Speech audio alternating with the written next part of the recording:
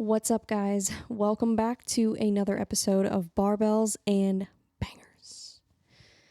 Oh man, we have a lot to discuss today. So today is Sunday. I'm dropping the episodes on Monday now, but today's Sunday. Just trying to record it now so I can drop it early tomorrow morning. But yeah, wow. First of all, let me preface by saying that I did not watch the fights live. Okay, so UFC 285 was this weekend. For those of you who are listening who are not MMA fans, it was literally one of the biggest fights in a long time. I mean, Jon Jones moved up to heavyweight and fought for the belt after 3 years off. So those kind of fights just don't really happen very often. So it was a big freaking deal. So I did not watch the fights live because it was my friend's birthday party. So I didn't even get home until like 1 a.m. But I did watch the fights. So I watched the Jon Jones Cyril Gane fight like right when I got home, but I didn't watch the rest of the fights until today. So yeah, a lot happened this weekend, guys, in MMA. That was very interesting. All the fights were super, super interesting, and the outcomes on a lot of them did not go the way that I think a lot of us thought. So let's get into that. Let's just go ahead and get right down to it. The main event. Let's talk about that first, because I predicted that Cyril Gane would win, and I was wrong. Okay, let me tell you, I was wrong. And if you listen to, my actual prediction, you would like hear why I went with Gane, and you would also hear that like I never thought that like Jon Jones was for sure gonna lose. Like I just had to pick one, and it's heavyweight, so I was thinking like Cyril would probably just get a lucky knockout. I don't know, simply because of like the power difference and the speed difference too. At heavyweight, I was thinking, here's why. So I was thinking that Jon Jones was going to stand with Gane for like the first couple rounds. That's what I was thinking. And because I don't know why, I thought that Jon Jones, just being who he is, I would have thought that he wanted to like prove something to Gane or like try to beat him at his own game, because that's what he does. Like he tries to beat people at their own game, and a lot of times it works. So because somebody as well-rounded as Jon Jones, he can strike, he can wrestle, he can do jiu-jitsu, he can do it all. So that's why I was thinking like, oh, he's probably going to try to stand with him for a little bit. Until, then he starts to realize, okay, maybe don't stand with Gane, or until Gane knocked him out. That was what I was thinking was going to go down. But he took Gane down right away, which is the smart thing to do. I mean, that is the easiest path to victory with Cyril Gane. Everybody knows Cyril Gane does not have good wrestling or jiu-jitsu. Everybody knows that. So, yeah, I mean, why would you not take him down right away? And, like, I don't know. I've heard people saying, like, oh, this is rigged, or Jones didn't want to stand with him, so he took the easy way out. And it's like, yeah, he took the easy way to win, but it's not like an easy way out. It's because that's what fighting is all about. Like, you do what you're best at, and you a lot of times should take the easiest path to victory instead of taking a bunch of risks. I mean, you got to think, like, going through Jon Jones' head, he's thinking, okay, if I take him to the ground, that is going to be probably it. And I knew that going into this, that if Cyril Gane was taken down, that would be the end of the fight, unless it was at like the very end of a round. What would he have done? Like, there's nothing Cyril Gane is going to do to Jon Jones on the ground. Nothing. So, because in watching the wrestling with Francis, that's a very different fight, and it's a very different fighter. So Francis is huge. He walks around at like 300 pounds. So it's pretty easy for him to wrestle a guy that's smaller than him. Even with not a lot of wrestling background. So I think that's why it was so much easier for John Jones, because John Jones' level of wrestling is so much higher than Francis and definitely than Cyril. So I don't know. But yeah, John Jones did exactly what he should have done. Take him down and submit him. And this is just such an interesting fight. So, and by the way, like, I'm totally taking the L on that one. Like, I was wrong. I was wrong to pick Gon over John Jones. Let me just say that. Cause like sometimes you see people and they're like trying to make like excuses for why Gon lost or trying to act like it's rigged. And it's like, just shut up. Like, just take the L. Like, it's not rigged. It's the UFC. The UFC is not, no. Like, this is not a Jake Paul fight. Like, this is the real deal. This is the UFC. Like, John Jones beat Cyril Gane. Just accept it. He did. Yeah. But anyways, yeah, it's just so interesting because so it still leaves some unanswered questions for John Jones, because we only have seen a couple minutes of him fighting at heavyweight. We haven't seen him go even 2 rounds, yet let alone 5. So that's interesting. Not saying that John Jones won't have good cardio at heavyweight. He definitely might. But we don't know. We haven't seen it yet. So that's interesting. And it actually helps to like sell the fight a little bit more with Stipe, because there's still some mystery there. And also, we don't know really what his striking looks like. I mean, we saw a little bit of it, but I don't think it was enough to really judge. I don't think he's as good of a striker as Cyril Gane, because if he was, I think he would have stayed on the feet with him longer. So I think Cyril Gane is just levels above everybody else in the striking department, but levels below everybody else in like every other department besides like cardio and speed. But grappling, jiu-jitsu, any of that, he's just, yeah. So I don't know. It was just really, really interesting. So we don't really know a ton of like what Jones striking, his speed and all that looks like. I mean, yeah, like I said, we saw a little bit, but not really enough. He also has ring rust, and so it probably would have taken him a little bit longer to get into a rhythm with striking. So that's why I think it's kind of hard to judge his striking off of that, 1.5 minutes. So we don't know a ton about that. We don't know exactly what his speed would look like. And then also we don't know about his cardio. We don't know about his chin, or any of that. So we don't know how he would handle taking a big shot at that weight class. So those are things we still don't know about John Jones. But one thing we do know is that John Jones has extremely high fight IQ and is more likely to not even run into situations where he would need any of that. Like in this example, I mean, he just took the guy down and finished him right then and there. So he knows what he needs to do to win. I don't know. It's just so interesting.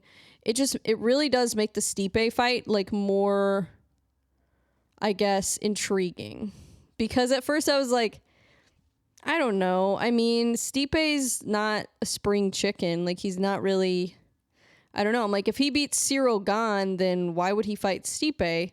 So at first I was kind of like, I don't know. And then I started kind of warming up to it. But now I really want to see that fight, because Stipe is also very well-rounded and also has high fight IQ. I think John Jones' fight IQ is probably better, but I do think that Stipe can hang with John on the ground, and I think he can hang with him on the feet too. So that'll be interesting. Also, Stipe, he does have power. He's not as powerful as a guy like Francis, but he does have some power. And he's just, I mean, he's like probably the best to ever do it at heavyweight, in my opinion. He's had an extremely impressive career, and just, yeah.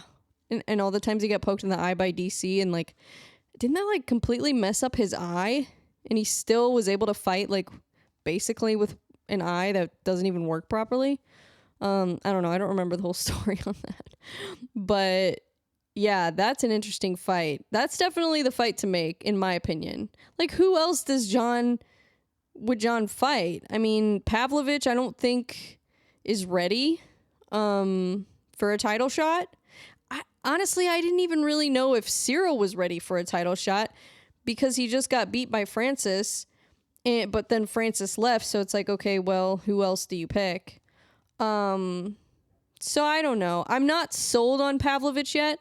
I do think that they're probably going to match up him with Gon, because I don't know what other fight you would make with Gon. That's an interesting conversation too. Who does Gon fight next? I don't know. Because does Pavlovich have any fights coming up? I don't know if he does. I haven't checked. But I think that actually is probably who Gon will fight next. I would think. Unless Pavlovich is fighting Curtis Blades next. Which, that's also an option for Gon. There's so many options. But here's the problem with the options for Gon's next fight. They're all not very good matchups for him. Like, Curtis Blades is a nightmare for Cyril Gon, honestly, after what we just saw with John Jones with the wrestling. I don't think that Curtis Blades would be able to finish Cyril Gon, but I think he would probably like lay and pray his way to a decision. Just to avoid like any exchanges on the feet. Because we know if Curtis Blades tries to play stand-up with Cyril Gon, he is going to lose that fight for sure. Curtis Blades is not going to be able to hang with Gon's kickboxing. He's just not. But if he takes him down, I mean, he could just try to control him the whole fight and win that way. And that's probably what he would do. Which, you know, it's not the most exciting thing to watch, but that's what Curtis Blades is good at. That's what he does. So he knows how to win the fight. Unless it's Derek Lewis. That gets knocked out. That was so crazy. And that's why part of me thinks, like, if Cyril Gon were to fight Curtis Blades, that he might win. Because he might like let Curtis Blades wrestle him for a while and then stand up and then catch him and then that's it. I don't know. Maybe. But that was a crazy fight. Yeah, Derek Lewis was getting the break speed off of him until he knocked out Curtis Blades. So that is why heavyweight is so hard to predict, guys. Like, everybody thought for sure that Blades was going to beat Derek Lewis. Everybody thought that just because of the wrestling. Like, Derek Lewis doesn't have this, not even close to the same grappling skills as Blades. But that would be an interesting matchup for Gon. We haven't really seen him matched up with any other wrestlers in that division, I don't think. So that would be interesting. And then Pavlovich is an interesting fight. And the reason it's really interesting is because Pavlovich does have a Sambo background. He, you know, obviously is going to be way better at wrestling than Gon. But he also was knocked out by Alistair Overeem. I don't remember when that was. Like how long ago that was, I'm not sure. But at some point, and I think that's his only loss. I think that's Pavlovich's only loss is he got knocked out by Alistair Overeem, which is why the Cyril Gon fight is so exciting, because if Overeem can knock him out, and Overeem is pretty similar to Cyril Gon in a lot of ways, like kickboxer background. He does have some grappling though. That's the thing. I would say Overeem's grappling is probably better. Definitely better than Gon. But similar style as a fighter. Yeah, I don't know. That would be interesting. But Pavlovich is really good. And he's got power. But we've never seen Gon get knocked out. So I don't know how his chin holds up. I don't know. But I feel like if you're going to stand with Pavlovich, then you're probably going to have to eat some shots, I would think. Because he's just got a lot of power. But that is a really interesting fight because Pavlovich could also try to wrestle with him. And after seeing what John Jones did, he's probably like, oh, well, let me just do that.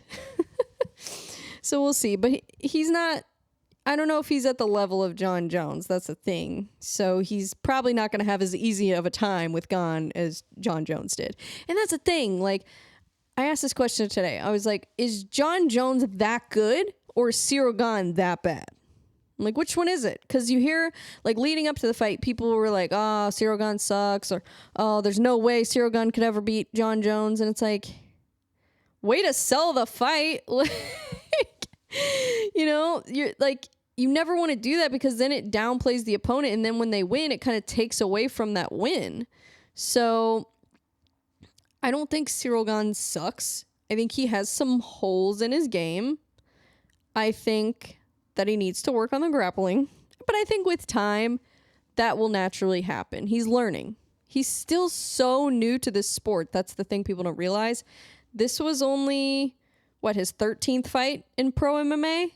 So, yeah, I mean, he's still got a ways to go. He's still got a lot to learn. I think he'll come back from this and learn a lot from it. And I don't know. But John Jones is just that good. I think that's the thing. So, I don't know. And it was making me think, too, like, maybe, because I was judging John Jones based off of his last few performances, because they weren't the same as, like, prime John Jones. So I was thinking maybe he's on the decline. But now that I'm thinking about it and seeing him going into that fight and then seeing him beat Gon like that and finishing him, now I'm wondering, like, maybe was he just not super motivated by Dominic Reyes and Thiago Santos and these guys? Maybe he's just like, like just going through the motions. Like, he knew he was going to beat them. He knew they weren't, going to take his belt away, is basically what I'm saying. So he wasn't as motivated, I don't think. I think fighting somebody like Gon, he, like, had more of a chip on his shoulder a little bit. And I don't know. It was interesting. I think it was probably the first time in a while that anybody thought for a second that John Jones might lose, because for so long, he didn't lose. So people, finally got to the point where it's like, okay, you've been off for 3 years. Maybe you have ring rust. Maybe you're not, going to be able to handle the weight difference and all this stuff. But yeah, I don't know. That was a very interesting fight. So, okay, the main event, that was a whole podcast by itself. But let's also talk about the other fights. Meanwhile, I'm going to take a sip of my beer really quick. I am drinking Well-Being. This is the Heavenly Body Golden Wheat. Well-Being is a non-alcoholic beer. So if you are looking for a nice, refreshing, ice-cold beer, but you don't want the alcohol, check out wellbeingbrewing.com. Use my code BrieEckert, and you will get 10% off your order of $10 more. Delicious. That really hit the spot, because I've been talking, and my mouth gets dry when I talk a lot. Okay. We still have so much more to discuss. This podcast is probably going to be longer than my usual 30 minutes because there's just so much. Let's talk about the co-main event. I feel like nobody's talking about this. So when John Jones won, that didn't really surprise me that much. I mean, I was surprised that I was surprised Gon got finished in the first round. That surprised me. But I wasn't surprised that John Jones won. That didn't shock me at all. What surprised me was the fact that Valentina got submitted by Alexa Grasso. You guys realize Alexa Grasso was the biggest underdog on that card? I'm pretty sure.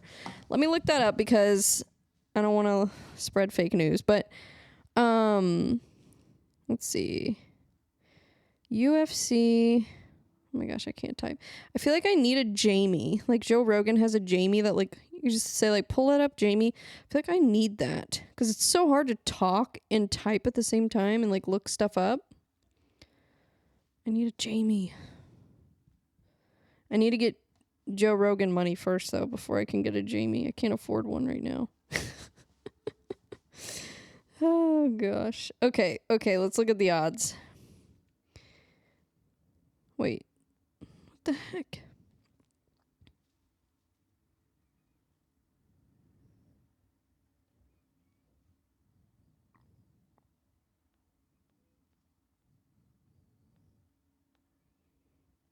Why is it so hard to find the odds?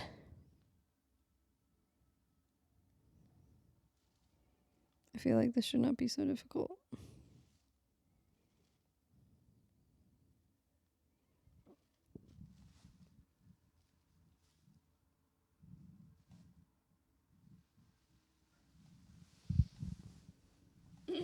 Oh, okay. I think I found it. Okay. Wait. No, this is not it. What the heck?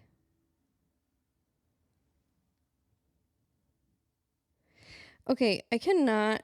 I'm just going to look up Alexa Grasso odds. I really do need a Jamie. I'm struggling here.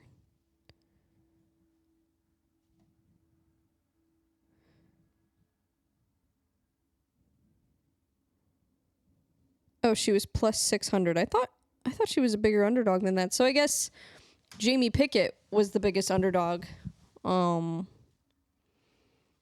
I think he was like plus 1,000 or plus 2,000 or something like that. Something crazy. So Alexa Grasso is plus 600 underdog. And she won. And I only know one person that I saw that thought Alexa Grasso was going to win. Shout out to Dan Harina for predicting that Alexa Grasso would win. I don't think anybody else thought she was going to win. Like I didn't see anybody talking about that fight. I mean, obviously that fight's going to be overshadowed because John Jones coming back to heavyweight is literally the fight of the decade. But I mean, that was still like, oh my gosh, I can't believe it happened. I wish I could have watched it live because I just want to feel like that shock value. That's so crazy. And I don't know. I don't know if they were to fight again, what would happen. If, I don't know, Valentina, she would probably lose again. I don't know. Is it the end of the Shevchenko era? Is she on the decline? I don't know. It's hard to judge based off one fight. Because here's the thing. Going into this fight, like at this point in her career, if somebody were to win a round against Shevchenko, that was a win. So now we know that she's beatable. And I mean, of course we knew she was beatable before because she's been beaten, but she's been on such a tear and she's been dominant for so long that we kind of have forgotten about that. And I don't think we're ever going to see the rematch between her and Amanda Nunes. I mean, never say never, but it's just not very likely. Oh man, I don't know. I was not expecting that at all. And I even said, I was like, oh, the easiest fight on this card to pick is Valentina Shevchenko. Because usually it is. She usually does not lose. So I was really surprised. I was way more surprised by that than by the John Jones event. By the John Jones main event.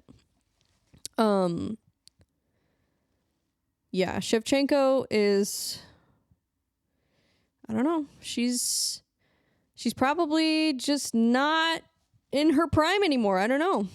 I guess we'll find out. It's hard to tell too, because like sometimes, you know, a fighter makes one small mistake and it costs them the whole fight. So it's hard to say, is she out of her prime? I don't know, but she definitely didn't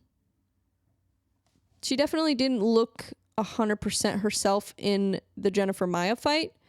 And she definitely didn't look like herself in the Grasso fight. So, and after seeing that, now I'm thinking like, oh, if she were to fight Blanchfield, I think Blanchfield would probably win. Now I am more convinced that Blanchfield can beat her. But you know what I want now? So I was wanting Shevchenko and Blanchfield to fight, and I still do. I really like that fight because it's really interesting. it's just so different styles. But I think I want to see Blanchfield and Grasso fight now that I've seen, like, if Grasso would have lost, I wouldn't have been as excited about that matchup. But since she won and she submitted Shevchenko, that's really interesting. I really want to see that fight. Would they grapple? Would they stand? I don't know, but I want to see it. So, yeah, I really am excited about that division. Really excited about it. Women's flyweight. It used to be strawweight was like the most exciting division, but I think now that there's some contenders, it's getting really interesting. So we'll have to see what happens. That was a really interesting fight. Also, let's talk about Shavkat, because that was impressive. That guy is legit. He is legit. I would really like to see him fight Hamzat, but I don't think Hamzat is going to stay at 170, so I don't think that fight's going to happen. Because that's like the fight to make, in my opinion, but it's just not going to happen because unless Hamzat decides to stay at welterweight, but can he make welterweight? I don't know. I don't think so. I think he needs to go to 185 where he belongs. But that would be a really cool fight. But let me think, who else could he fight at 170? He could fight Burns. He could fight Colby. Ooh, Colby, that would be interesting. I think that would be the fight. Colby versus Shavkat. I like it. I like Burns too. But I think I'd rather see Colby. I don't know. Also, we always love Colby's trash talk. And we haven't seen him fight in a while. It'll be fun. I think that's the fight to make. Him versus Colby. But we'll see. We'll see. You could also match him up with somebody like Wonder Boy. But I don't know. Wonder Boy doesn't need to be fighting these up-and-comers anymore. He's 40. Give the guy a break. But, he's still winning, though. I don't know. That's a tough fight for him, to be honest. That would be a tough fight for Wonder Boy. Really impressive fight. But, I don't know. I feel like Jeff Neal just hasn't been himself as much lately. I don't know. Like, in the Wonder Boy fight, he just really seemed like something was really wrong. Like, really off. And I think the sickness or whatever it was probably had a lot to do with that. And maybe he's still having issues with that. I don't know. But he didn't look like himself. Still a great fighter, though. All these fighters are great. If you make it to the UFC, you're elite.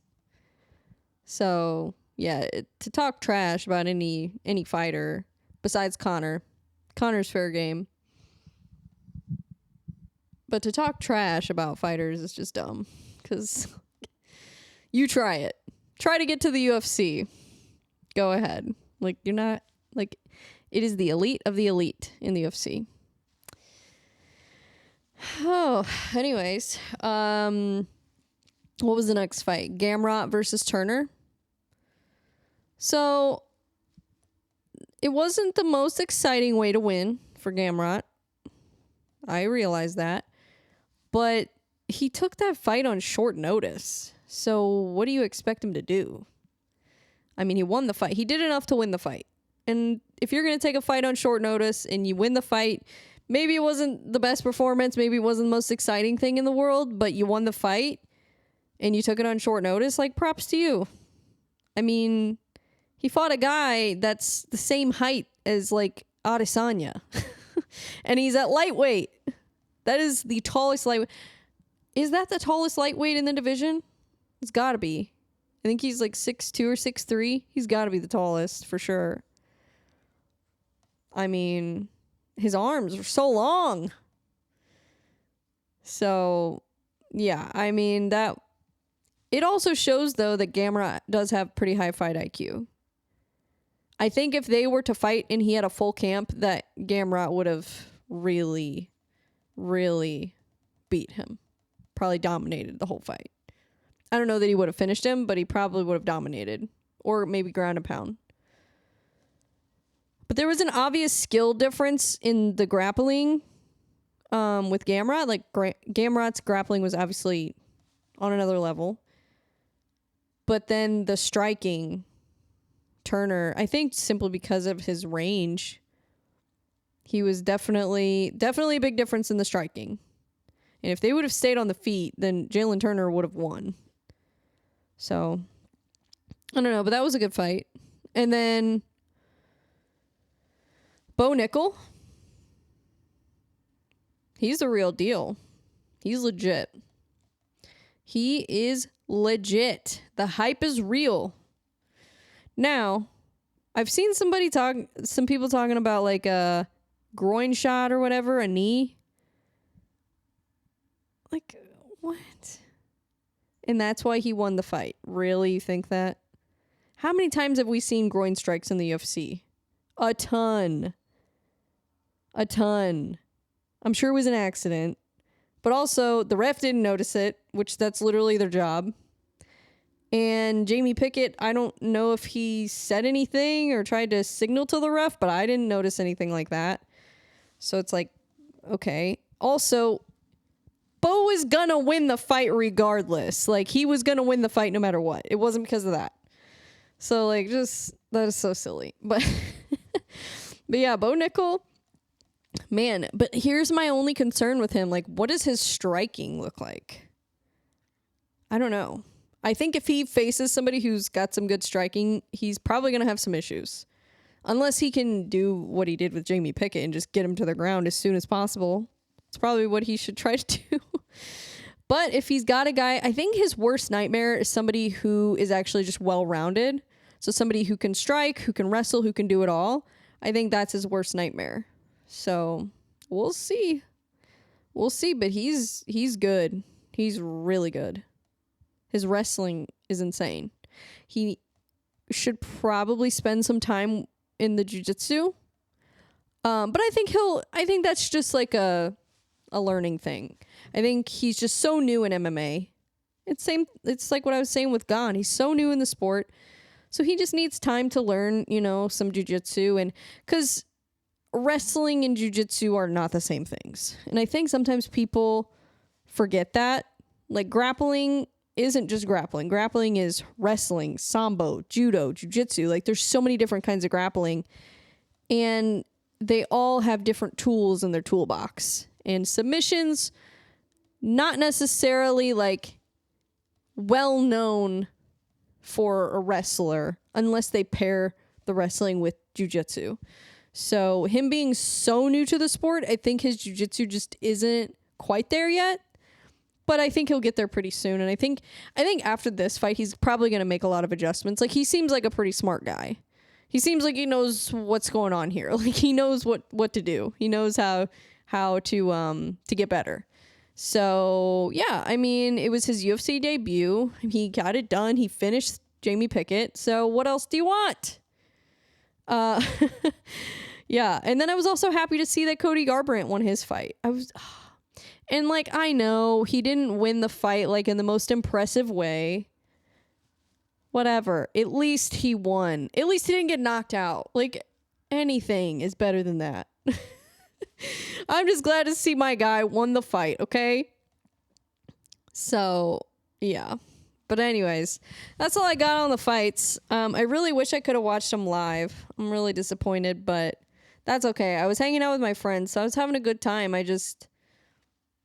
it would have been nice to watch it live for, like, the shock factor. But that's okay. Anyways, let's talk about my training right now, my workouts. So right now, I'm still doing the upper-lower split. And I've kind of changed it a little bit. So I'm doing 4 days a week, upper lower. But what I've done is I've taken back, like, I've decreased the volume on those workouts a little bit. So I've taken 2 exercises off of each workout because there was a lot of volume. And I was noticing that it was like a little bit harder to recover from. So I was like, okay, I need to scale it back a little bit. And so what I did is, I took off 2 exercises from each workout basically, and then I put them in another workout. So I added another day. So now it's 5 days a week, but the 5th day per week is like an optional thing. So if I feel recovered enough and I feel good and I feel like I want to go to the gym, then I have another workout that I can do that kind of fills in some gaps of like what I took out of the other one. So I don't know. I'm just doing my thing. Like, I'm not necessarily trying to be optimal right now. I'm kind of just trying to experiment a little bit. And I think it's important because for about a year, I was like really focused on just being optimal. And I feel like that's great, but it's harder for you to like take those steps out of your comfort zone and take little risks to really make progress when you're so structured and so like focused on just being optimal. So now I'm kind of experimenting a little bit more, kind of pushing myself a little bit more, trying to just see what I can handle and what I can realistically recover from. So I don't really have like a structure necessarily. I do have it like typed out in my phone, all my workouts. So like the different exercises for each workout, I have that all written down, but I'll still kind of like alternate things and switch stuff up a little bit here and there. But I like the 5 day a week thing now. And then like if I feel like by the time that 5th day rolls around, if I feel like I don't need it, then I can just not work out that day. So it's kind of fun. But I feel like I'm making a lot of progress with my hip thrusts, my squats, and my shoulder press. So that's good. I'm really excited about that. And I'm also doing a little bit more like chest, like bench press and incline press and stuff like that. So that's fun.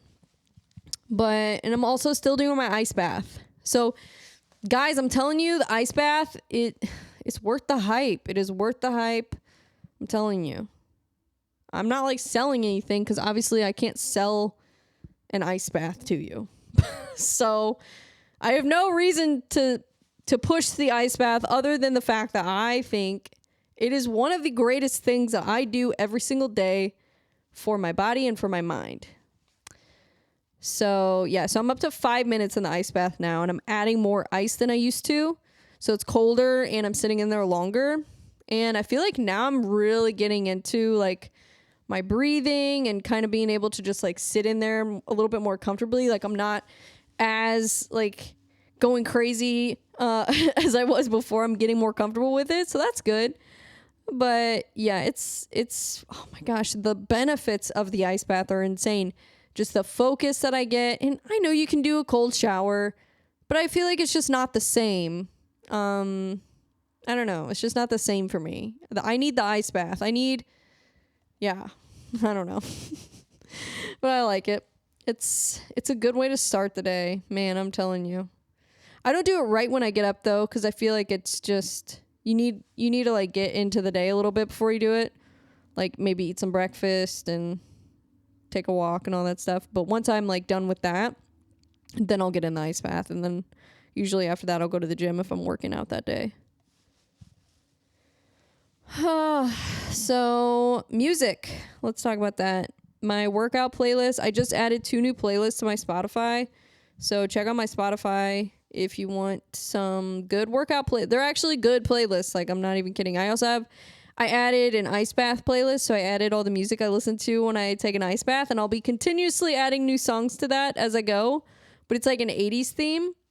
So lately that's what I've been listening to a lot of. I've been listening to a lot of like Depeche Mode and I'm trying to think, Talking Heads. What's the other one? Tears for Fears. Whitney Houston. What else am I listening to? I've been listening to like Hall & Oates and like like Phil Collins and Genesis and like stuff like that. I don't know. I love 80s music. I don't like 80s hair metal, but I like 80s music, like the other 80s music, like pop and rock and hip hop and stuff. I like that. 80s music was a vibe. Now that I'm thinking about it. Yeah, so that's what I've been digging lately.